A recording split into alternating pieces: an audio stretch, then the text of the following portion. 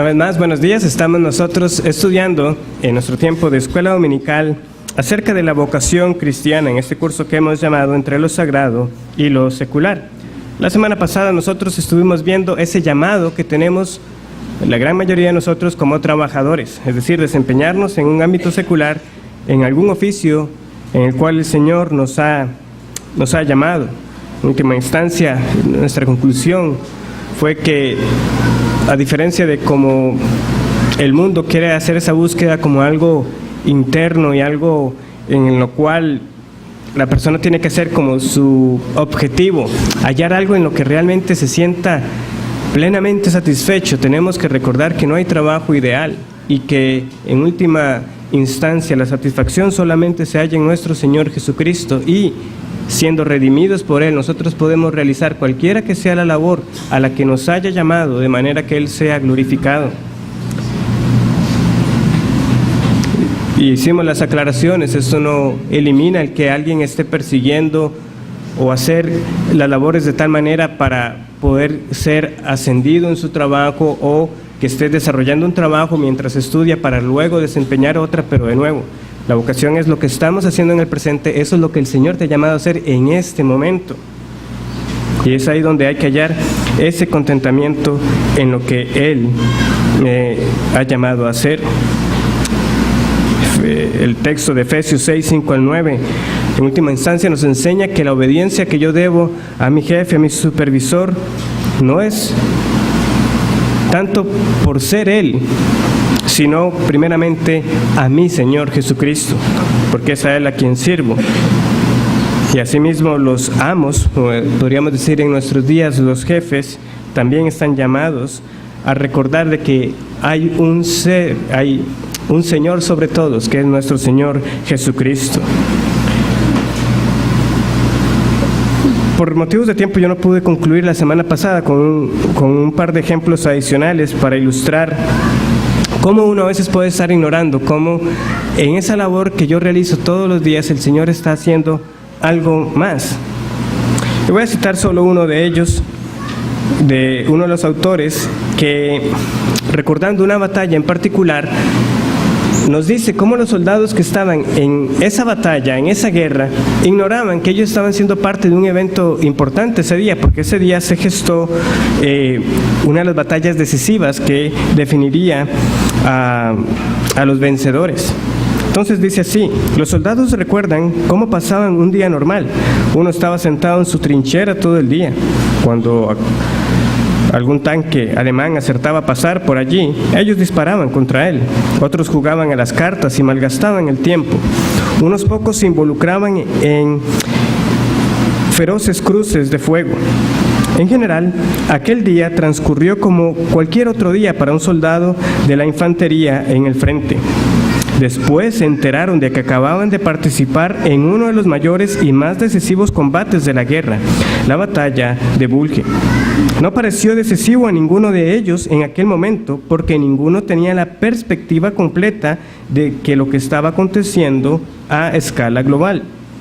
Las grandes victorias se ganan cuando la gente ordinaria ejecuta sus tareas asignadas. Una persona fiel no se plantea cada día si tiene ánimo suficiente para seguir las órdenes del sargento o si va a desarrollar un trabajo aburrido. Ejerce la fe respondiendo a la tarea que tiene por delante.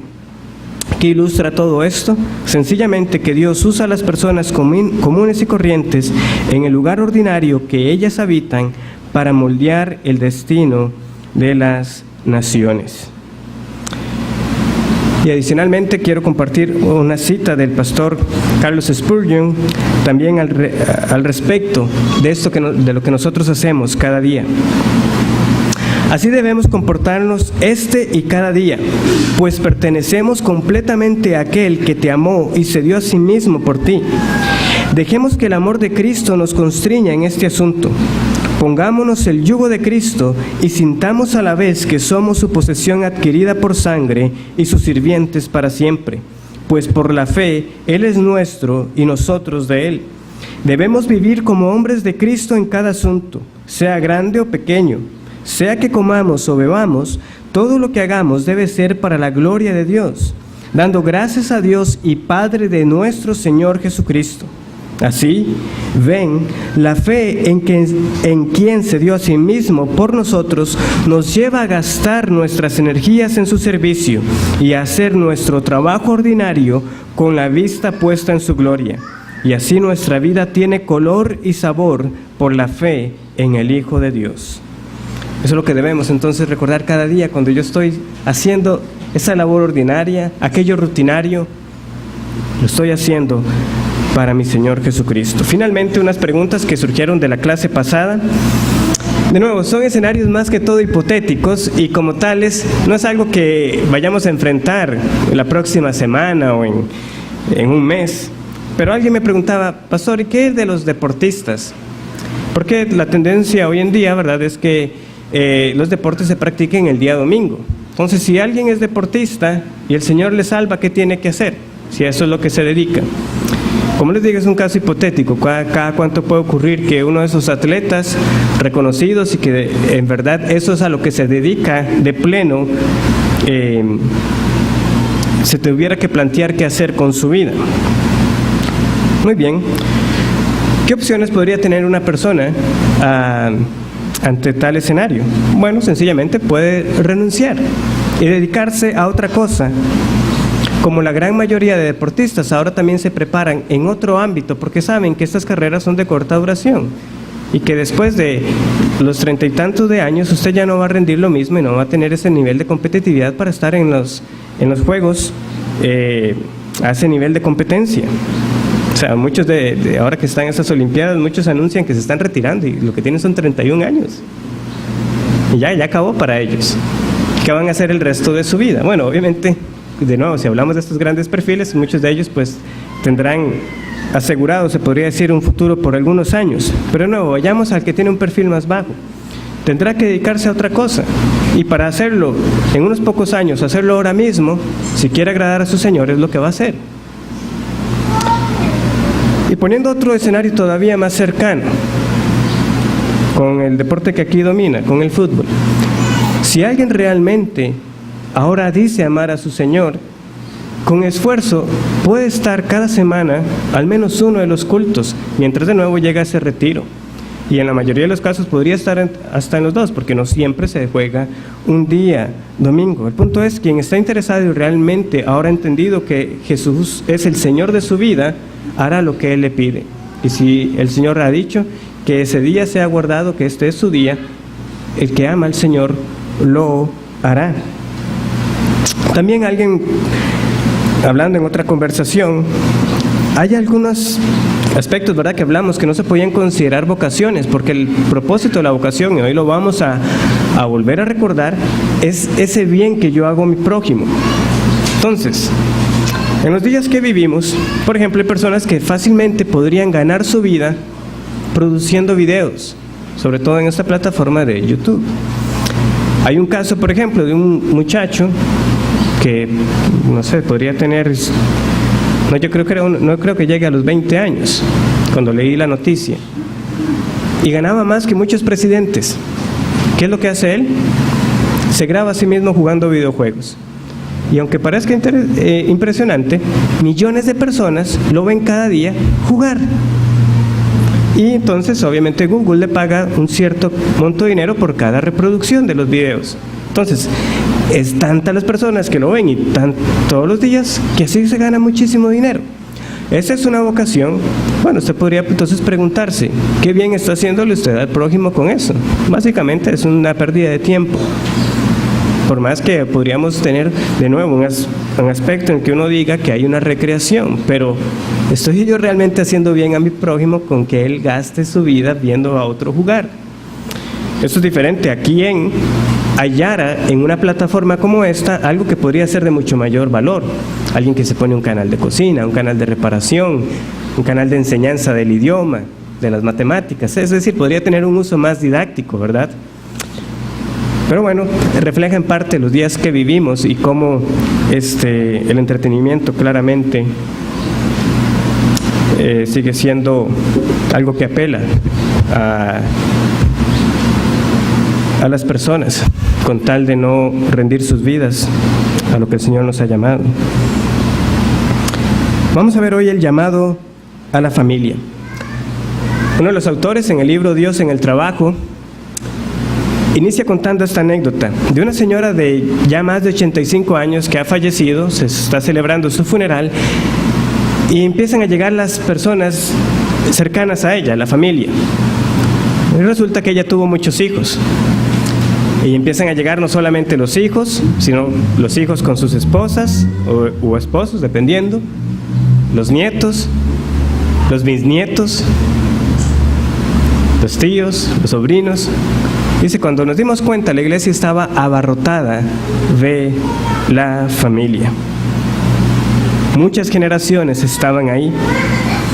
¿Qué hubiera pasado si esta mujer no hubiera conocido a su esposo allá por los años 30?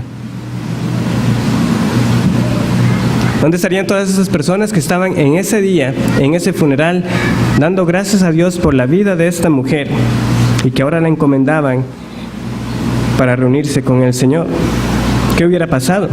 Bueno, él dice, la mitad de las personas que estaban ese día no estarían, desde los abuelos de la mediana edad hasta esos pequeños que se estaban moviendo entre las bancas no existirían. La unión del que fuera su marido y esta mujer tuvo consecuencias que ellos no hubieran podido soñar y llevó a un número desconocido de nuevas vidas a través de cada nueva generación, a otro sinnúmero de conversiones y bautismos, a nuevos matrimonios y nuevos hijos siendo nacidos. Claramente Dios obró por medio de la vida de esta mujer y de su esposo en la familia que ellos empezaron. Cada cristiano, y de hecho cada ser humano, ha sido llamado por Dios a estar en una familia.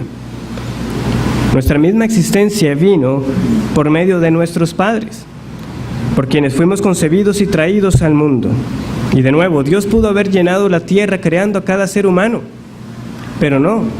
Fue su propósito crear a Adán y a Eva y a darles a ellos el mandamiento de que fructificaran y llenaran la tierra. Así es como Dios obra y así es como Dios crea nueva vida, por medio de los seres humanos, siendo fieles a ese mandamiento que Él dio desde el día en que Él nos creó.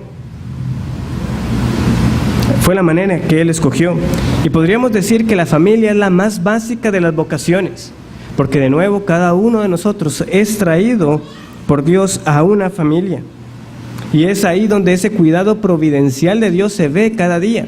Y cuanto más pequeño uno, más evidente sería, aunque obviamente sería más necesaria esa instrucción para recordarle a esos pequeños que Dios te cuida a ti por medio de nosotros. Los antropólogos concluyen que la familia es la unidad básica de cada cultura.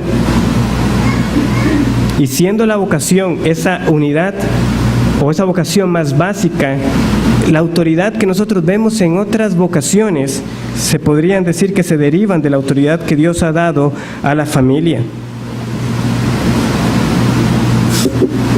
¿Por qué? Bueno, porque serán las familias que compondrán las sociedades, y ahí estará luego el llamado que veremos como ciudadanos.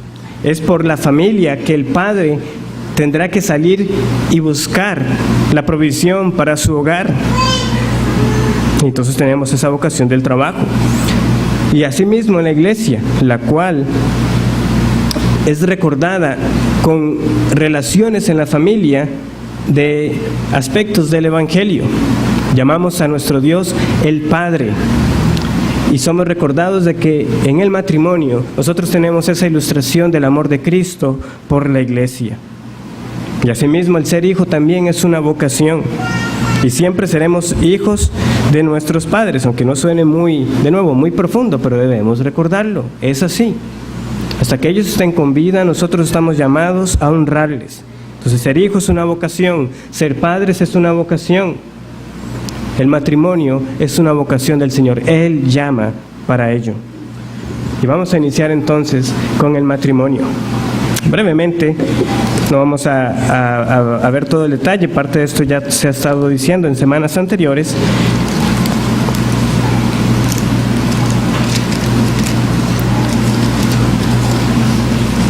Pero en Génesis 1 y 2, ¿verdad? Dios dice que no era bueno que el hombre estuviera solo. ¿Qué es lo que hace Él? Crea a la mujer de la carne del hombre, la trae ante Él, y luego tenemos, ¿verdad?, las palabras del capítulo 2, versículo 24. Por tanto, dejará al hombre a su padre y a su madre, y se unirá a su mujer, y serán una sola carne. Para los días de la Reforma, recordando el aporte de Lutero en este tema de la vocación cristiana, era algo que los reformadores llegaron a enfatizar bastante. ¿Por qué? Porque de nuevo, muchos estaban viendo que el camino para ser más espiritual era el camino de aquel que tomaba el voto del celibato, que el que realmente quería estar cerca de Dios, el que realmente servía a Dios, el que era de lo espiritual, se negaría a sí mismo el casarse y el tener hijos. Pero los reformadores van a las Escrituras, ponen los pasajes bíblicos en orden y dicen más bien, no hay otro llamado más alto o más santo que el matrimonio y todo lo que lo acompaña, incluyendo esas relaciones íntimas también, son del Señor. Las Escrituras hacen claro que la intimidad y la relación de los seres humanos en el matrimonio tienen un profundo significado espiritual. Pablo de hecho lo llama un gran misterio. Grande es este misterio en Efesios capítulo 5. ¿Por qué? Porque al final nos lleva a Cristo y su iglesia, la esposa. Y al final de los tiempos, esta esposa de Cristo, la iglesia, será finalmente reunida con su prometido en las bodas del Cordero. Vayamos a Apocalipsis capítulo 21.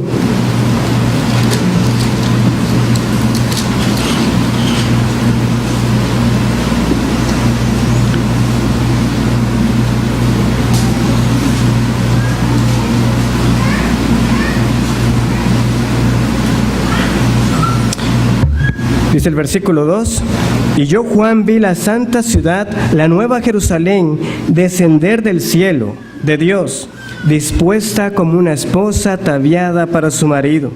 El versículo 9, vino entonces a mí uno de los 7 ángeles que tenían las 7 copas llenas de las 7 plagas postreras, y habló conmigo, diciendo, ven acá, yo te mostraré la desposada, la esposa del Cordero. Inicia la Escritura, Dios instituye el matrimonio, llegamos al final de las Escrituras con un matrimonio.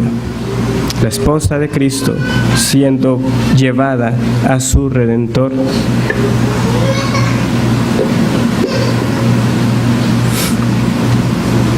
Los reformadores también tuvieron que aclarar que el matrimonio era una vocación, no un sacramento.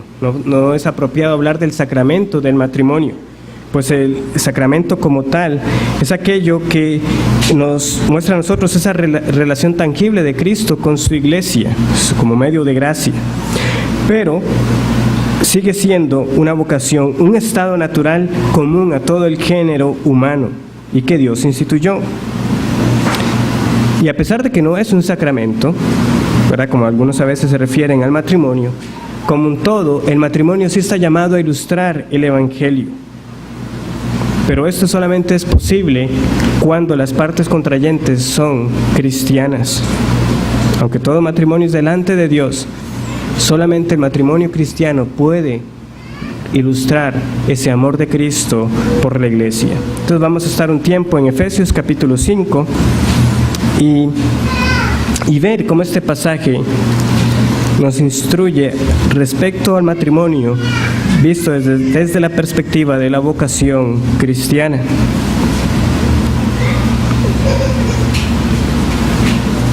Versículos 22 al 24. Las casadas estén sujetas a sus propios maridos como al Señor, porque el marido es cabeza de la mujer, así como Cristo es cabeza de la iglesia, la cual es su cuerpo y Él es su Salvador. Así que, como la iglesia está sujeta a Cristo, así también las casadas lo estén a sus maridos en todo. Podemos decir que la esposa ve a Cristo oculto en su marido. Ella está llamada a sujetarse a Él ¿Por qué? Porque la iglesia se sujeta a Cristo. Esto lo hemos escuchado varias veces, pero es lo que debemos recordar, o las hermanas deben recordar, cuando el Señor las llama a esa vocación para ser esposas. ¿Por qué obedezco a mi marido en todo lo que es conforme a la voluntad de Dios? Porque la iglesia se sujeta a Cristo. Esa es la verdad que está de fondo. Y a los maridos, versículo 25, maridos, amad a vuestras mujeres, así como Cristo amó a la iglesia y se entregó a sí mismo por ella. La vocación del marido entonces es darse a sí mismo por esa mujer que el Señor le ha dado por esposa. Sería una gran falla limitar estos pasajes simplemente como quién obedece a quién, cuál es el papel de la autoridad. Sí, este pasaje habla de autoridad, pero eso es solo una parte. Y eso sería perder el punto de la vocación. Recordemos, amar y servir al prójimo. La esposa es el prójimo del marido y el marido es el prójimo de la esposa, y por tanto cada uno de ellos está llamado a servir y a amar a su cónyuge y a darse por ellas. La esposa lo hace a través de la sumisión y el esposo al darse a sí mismo. Y es lo que el marido debe recordar. ¿Qué hizo Cristo por la iglesia? Bueno, el pasaje aquí nos lo recuerda. Se entregó a sí mismo por ella. Cargó la cruz y dio su vida para redimir a la iglesia. ¿Y qué más? Versículo 26, para santificarla, habiéndola purificado en el lavamiento del agua por la palabra, a fin de presentársela a sí mismo una iglesia gloriosa, que no tuviese mancha, ni arruga, ni cosa semejante, sino que fuese santa y sin mancha. Esto es darse. Esto fue lo que Cristo hizo, y es lo que cada hombre está llamado a hacer por su esposa. Esto obviamente para nada se parece a lo que a veces quieren presentar como una caricatura del matrimonio cristiano. Esto no es la imagen del hombre mandón dando instrucciones nada más, que llega y se recuesta en el sofá esperando que la esposa haga todo por él. Eso no es para nada la imagen que tenemos aquí presente. No, todo lo contrario. Nos da el cuadro de un marido que se sacrifica sus deseos, sus necesidades, sus fuerzas y su propia vida por el bien de su esposa. Y recordando esta imagen que se nos da del lavamiento del agua y para santificarla, esto también no solamente es esa provisión por las necesidades físicas de la esposa, sino también sus necesidades espirituales. Debe darse a sí mismo por el bien espiritual de su esposa. Y para el hombre que haga así, para el hombre que se dé de esta manera, debería darse, ¿verdad?, como respuesta una esposa que con toda confianza se puede sujetar a un hombre que sabe que lo está dando todo por ella, por su bienestar físico y espiritual. También podemos decir, por esta analogía que se presenta, que así como Cristo es quien inicia nuestra relación con Él, ¿verdad? Fue Él quien nos buscó a nosotros, no nosotros a Él. Está en el marido el llevar la iniciativa, el llevar la batuta en el crear este matrimonio bíblico.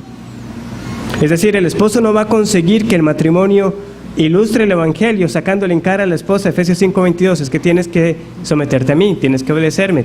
Recuerda, no se logra de esta manera, insistiéndole con lo que es la verdad que está ahí estipulada, sino que así como nuestra obediencia a Cristo viene en respuesta a lo que Él hizo por nosotros, el marido tiene que recordar que esa iniciativa la tiene que llevar él, mostrando esa vida sacrificial en el matrimonio.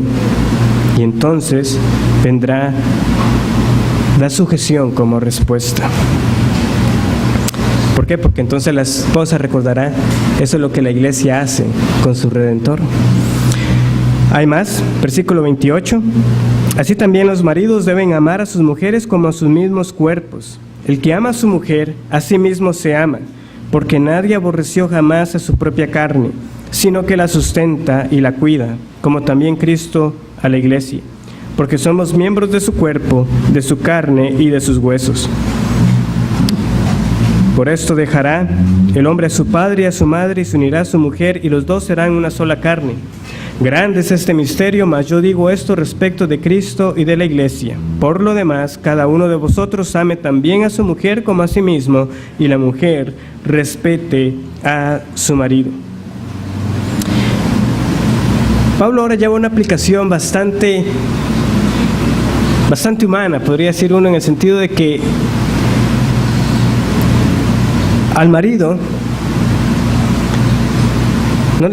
ya le ha dicho, sí, ame como Cristo amó, pero le pone otra ilustración para que también pueda entender.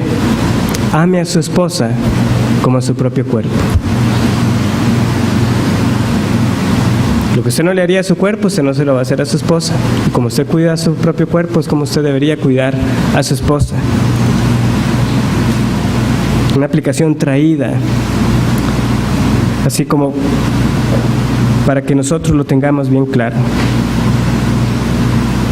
Obviamente este pasaje también nos muestra que, de nuevo, la Escritura para nada denigra el cuerpo. Aquí todo esto está ahora en relación de la carne.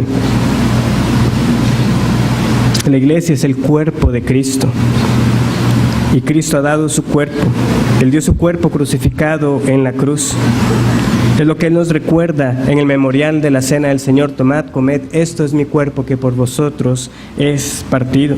Y todo esto al final lleva a esta relación cuando se cita las palabras de Génesis.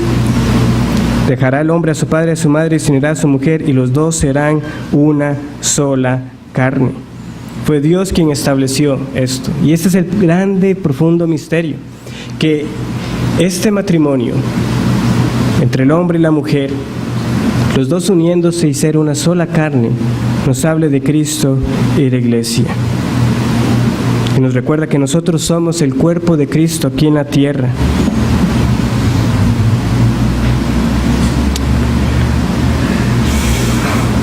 Podemos ir también a 1 Corintios capítulo 7, otro pasaje en el cual Pablo trata esta relación íntima entre los cónyuges.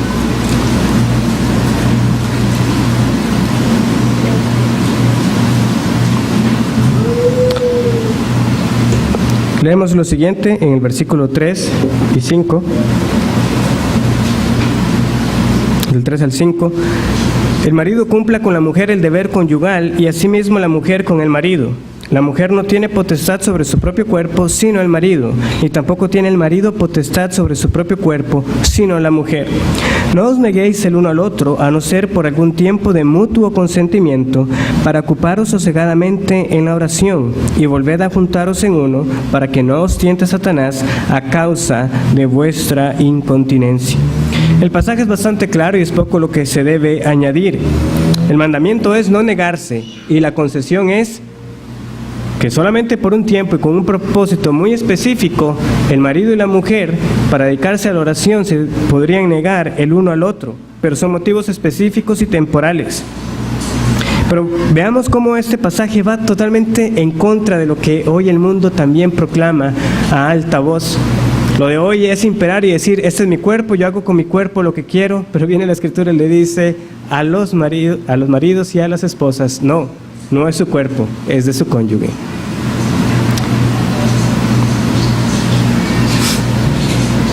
También, una vez más, deja bien claro los límites. Aquí no hay ninguna permisividad sexual. Esto es solamente entre el marido y su mujer. Y de nuevo, Pablo es bastante claro. Vuelvan a juntarse para que no los tiente Satanás. Las relaciones sexuales solo hallan su plena expresión en el matrimonio. Y todo lo que sea fuera de él, cualquier tipo de inmoralidad sexual o la infidelidad, Dios no lo ha establecido, o Dios lo ha establecido como pecado delante de él. Y esto debe recordarnos otro punto acerca de la vocación. Lo que es bueno en una vocación, de nuevo, no es necesariamente bueno fuera de ella. Las relaciones sexuales son buenas solamente en ese contexto del matrimonio que Dios ha establecido. Y fuera de ese contexto, fuera de la vocación del matrimonio, es pecado delante de Dios.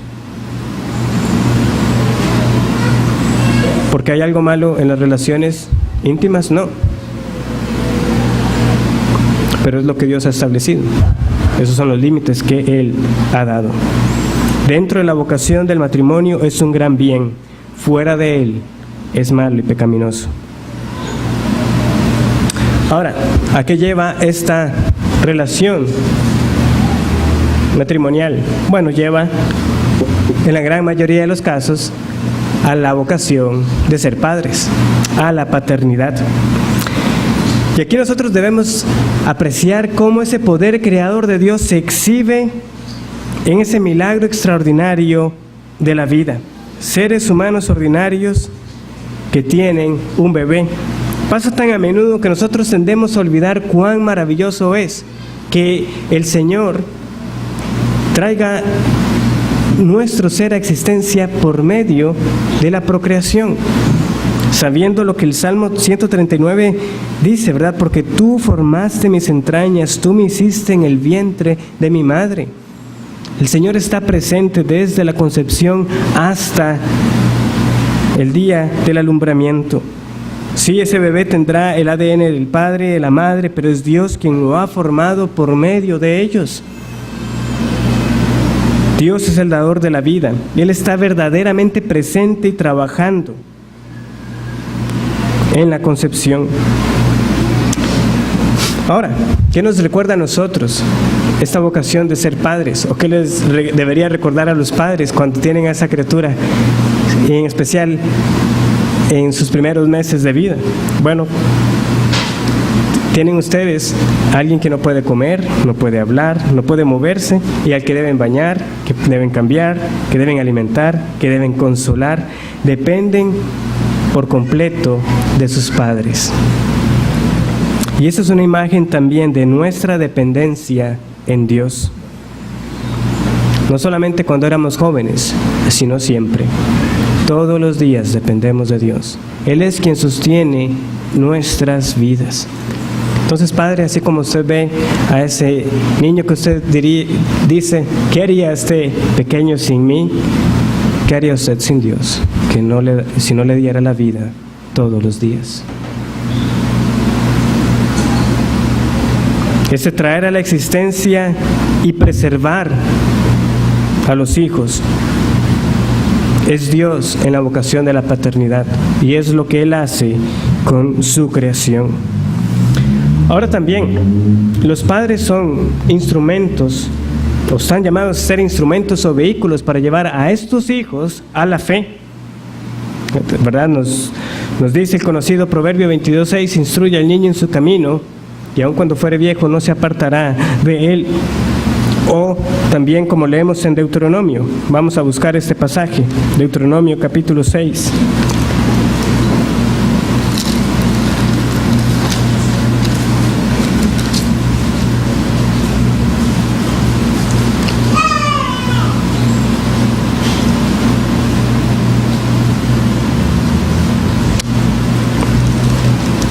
Versículo 4. Dice, oye Israel, Jehová nuestro Dios, Jehová uno es, y amarás a Jehová tu Dios de todo tu corazón y de toda tu alma y con todas tus fuerzas. Y estas palabras que yo te mando hoy estarán sobre tu corazón, y las repetirás a tus hijos, y hablarás de ellas estando en tu casa, y andando por el camino, y al acostarte, y cuando te levantes, y las atarás como una señal en tu mano, y estarán como frontales entre tus ojos, y las escribirás en los postes de tu casa y en tus puertas. También unas páginas hacia atrás, Deuteronomio capítulo 4, versículo 9.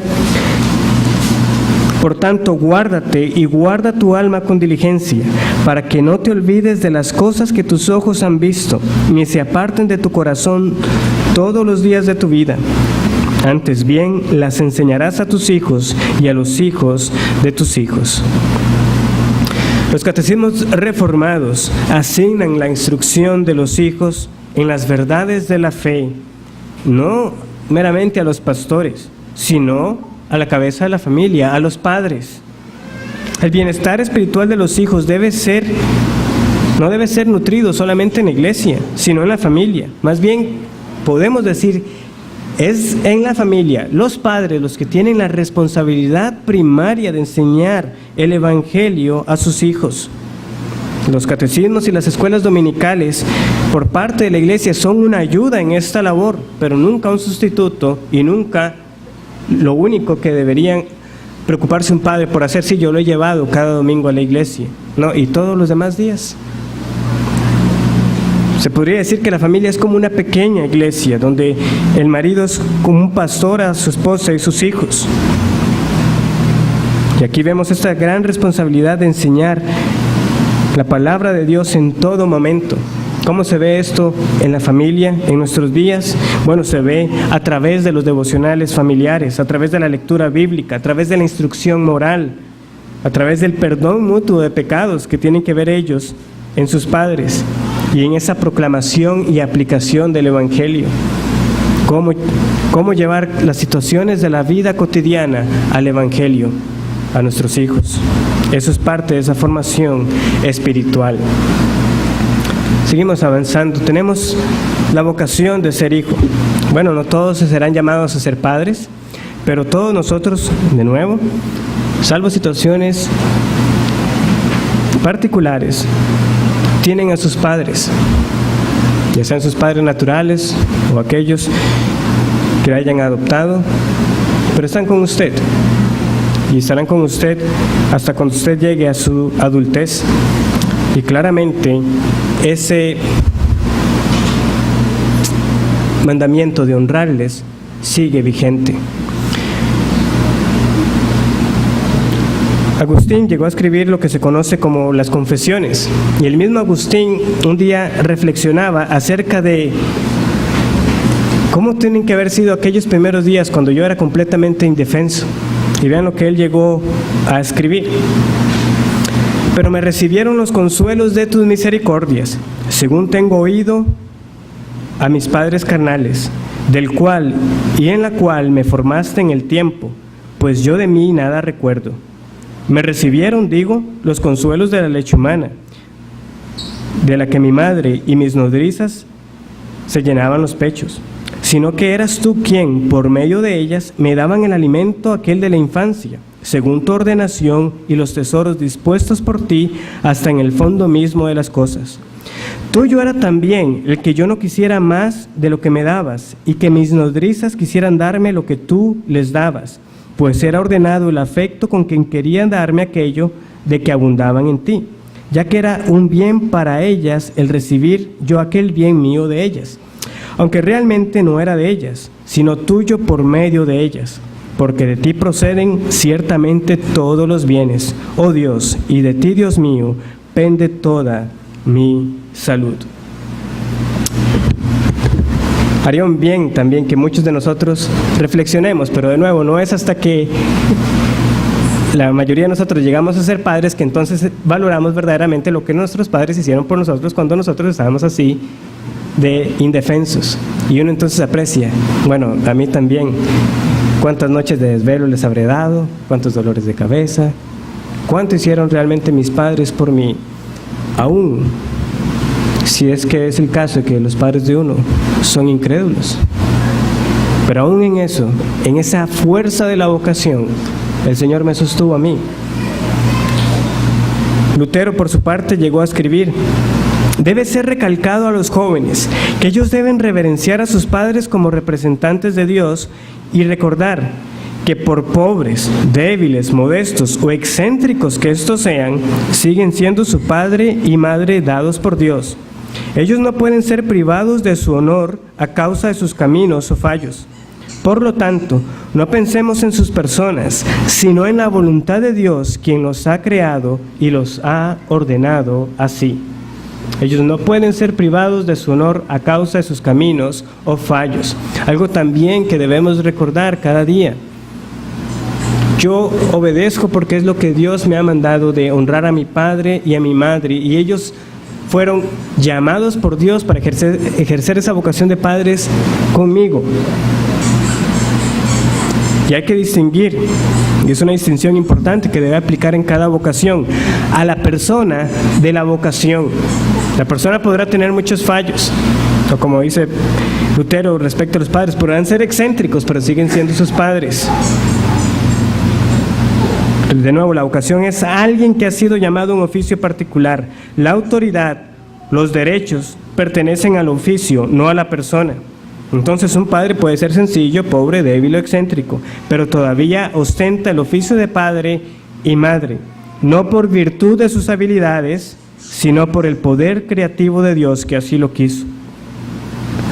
Y esto debemos recordarlo en todas las esferas, porque no, en el contexto laboral, en el contexto civil, uno de los argumentos más comunes es cuestionar la capacidad de aquel que está ejerciendo cierta vocación.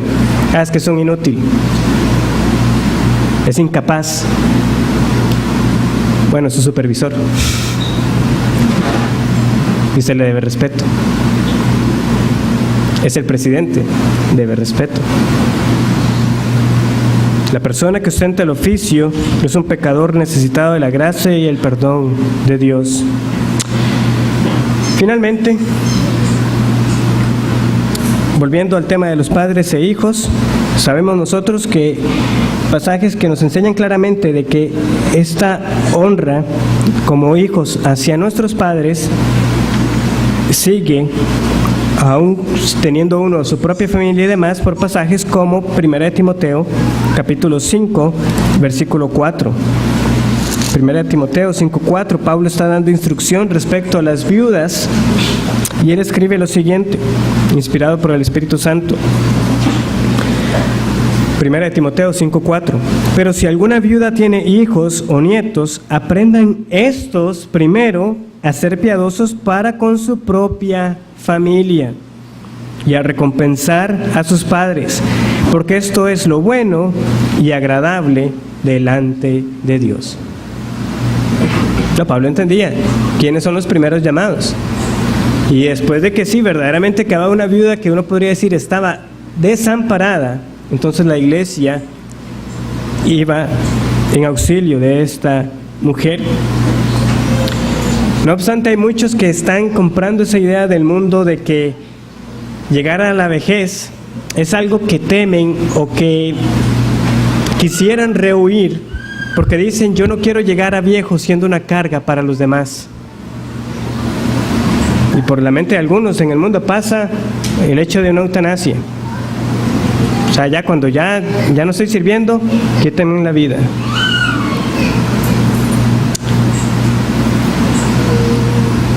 Pero así como fuimos nosotros completamente indefensos e incapaces de hacer algo por nuestra cuenta cuando nacimos, llorando en nuestras cunas, puede que lleguen los días en que sean los padres los que serán dependientes de sus hijos. Y aunque esto puede ser traumático, a veces no es bien recibido por parte del que ya está en su ancianidad, este cambio, esta inversión de los roles, es un retribuir a los padres y abuelos y forma parte de la vocación de la familia. Bueno, nosotros no sabemos cuántos años tiene el Señor para cada uno de nosotros, pero si Él lo permite que lleguemos a esa ancianidad y que sea una en la que seamos completamente dependientes para todo, es lo que el Señor ha querido y nos ha llamado.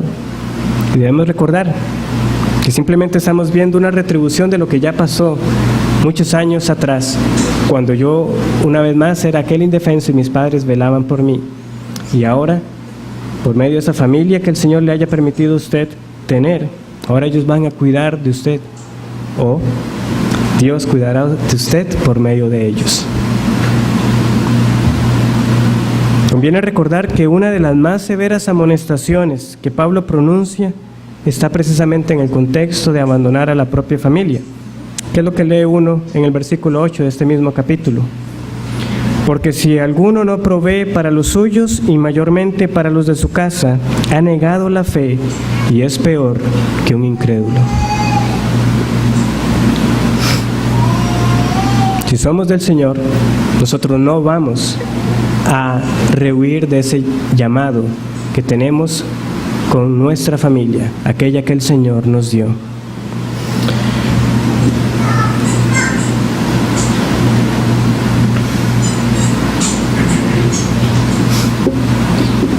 Finalmente, cabe recordar una vez más que al hablar del tema de familia uno habla de autoridad, así como se puede hablar en otras vocaciones, y de cómo las demás vocaciones, esa relación de autoridad la tenemos ejemplificada en la familia. Y Lutero, por ejemplo, iba a hablar, bueno, así como están los padres de sangre, podemos hablar de los padres de una fábrica, los padres de una nación, los padres espirituales, refiriéndose a los pastores. Pero ese no es el fin último de la vocación, simplemente decir quién manda a quién o quién obedece.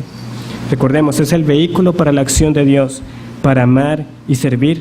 Cuando una familia funciona bien, los padres aman y sirven a sus hijos, los hijos aman y sirven a sus padres, la esposa ama y sirve al esposo, el esposo ama y sirve a su esposa.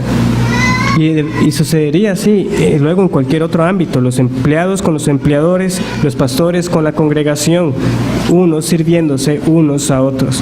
Pero de nuevo sabemos cómo el pecado ha dañado todas estas relaciones. Y algunos entonces pretenden demandar esa autoridad que ya de por sí tienen por la vocación, fruto del pecado. Pero de nuevo recordemos que el reconocer la autoridad viene como una respuesta del amor y del servicio recibido. Los hijos obedecerán con más disposición a sus padres, que ellos saben que los aman, y los ciudadanos obedecerán a los gobernantes que han trabajado por el bien del pueblo. Ciertamente Dios no le ha dado a usted una esposa para que usted la maltrate, así como no le ha dado hijos para que usted los maltrate y sea cruel con ellos. Todo eso son pecados contra esta vocación. Finalmente, hermanos, el ser padres puede llegar a ser agotador, nos va a mostrar a nosotros cuánto nos hace falta para instruir a nuestros hijos en sus caminos, cuánto necesitamos de la sabiduría del Señor cuando vengan esas dudas, si lo estaré haciendo bien, si estaré haciendo lo correcto. También como esposos, ver cuán corto me estoy quedando, estoy amando sacrificialmente como Cristo realmente ama a la iglesia. Señor, cuánto necesito de tu gracia. Pero eso es a lo que Dios ha llamado a muchos y llamará a muchos de ustedes que aún están en la soltería. Tomemos aliento que Dios como Padre no se cansa. A Él no le faltan las fuerzas, a Él no le falta el sueño, sino que siempre está vigilante y conoce nuestros caminos. Podemos reconocer que no siempre nuestros padres nos disciplinaron correctamente o por los motivos correctos, pero si invocamos a Dios por Padre, por la fe en Jesucristo, sabemos que si Él nos disciplina es para lo provechoso, para la santidad. Y finalmente llegará el día cuando el esposo perfecto, Jesús, vuelva por su iglesia. Ese será el fin de los matrimonios terrenales. ¿Por qué? Porque ya no serán necesarios como una ilustración, pues ya estaremos con nuestro Redentor cara a cara. Anticipa usted ese día del regreso del Señor Jesucristo. Que así sea. Que el Señor les bendiga. Y recuerden hacerme llegar sus preguntas.